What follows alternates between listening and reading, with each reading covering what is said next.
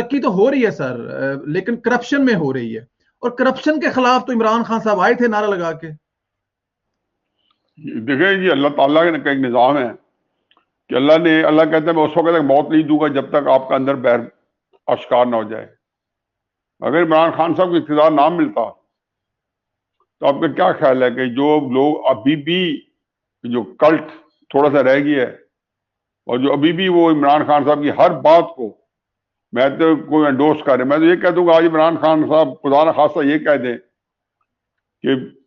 باقی لوگ تو پتہ نہیں صحیح نبی تھے یا نہیں تھے، میں صحیح پیغمبر ہوں، تو یہ لوگ اس کو اگلے دن ایمان لے آئیں گے۔ اس طرح کی ذہنی طور پہ ان کی جس کو یعنی ان کو انڈوکٹرینیٹ کیا ہوا ہے۔ تو اب جب ان کو جو لائے ہیں تو اللہ تعالیٰ نے ان کو اشکار کرنا تھا، پتہ چلنا تھا، اور جو باتیں کہیں انہوں نے رہنما اصول نے خود بتایا۔ انہوں نے کہا جائے کہ جی چائنیز پروورب ہے کہ fish rots from head down. جب لیڈر کرپٹ ہوتا ہے، اوپر کا بندہ کرپٹ ہوتا ہے تو نیچے کرپشن پھیل جاتی ہے، اوپر کا بندہ ٹھیک ہوتا ہے تو نیچے کرپشن نہیں ہوتی۔ اب یہ جو سارے انہوں نے رہنما اصول بتائے ہیں اب اپلائی کریں۔ اب تو کہتے ہیں میں نے پڑھی نہیں ہے، 3 بندوں نے 3 بیانات دیے ہیں۔ شہباز گل صاحب فرماتے ہیں کہ یہ پرانی رپورٹ ہے، اب وہ آئیں بائیں شائع کر رہے ہیں، میرا مطلب یہ نہیں تھا وہ نہیں تھا۔ یہ نہیں کیوں بتاتے کہ آپ لوگ سارے جاہل ہیں اور بدنیت ہے، اور بدنیتی اور جہالت کی وجہ سے یہ سب کچھ آتا ہے۔ شبلی فراز صاحب نے اس نئی ون تک نکالی، انہوں نے کہا یہ پرسپشن انڈیکس ہے، مطلب ہے تاثر ہے، کیونکہ ہم نے خود ہی ڈنڈورا پیتا ہے اور ہم نے پہلے دفعہ بتایا کہ کتنی کرپشن ہو رہی ہے، اس لیے وہ انڈیکس آیا۔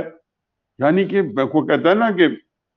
وائز دلیل لائے جو میکے جواز میں، اقبال کو یہ ضد ہے کہ پینا ہی چھوڑ دے۔ وہ ایک ہے پنجاب کے اندر، اب ان کو کیا نام دیا جائے، زبان ان کی اتنی گندی اور غلیظ ہے کہ میرا خیال ہے کہ ان کی باتیں سنو تو وضو ٹوٹ جاتا ہے۔ وہ آنٹی فردوس عاشق وہ فرماتی ہے کہ یہ بین الاقوامی سازش ہو رہی ہے عمران خان کی، یعنی کہ 3 جو ہیرے جو تھے نابغہ روزگار تھے، درے شاہوار تھے، تینوں کے دلائل سننے ایک ہی دن میں 1 گھنٹے کے اندر۔ عمران خان صاحب فرماتے ہیں آج کہ میں نے تو پڑھی نہیں ہے رپورٹ،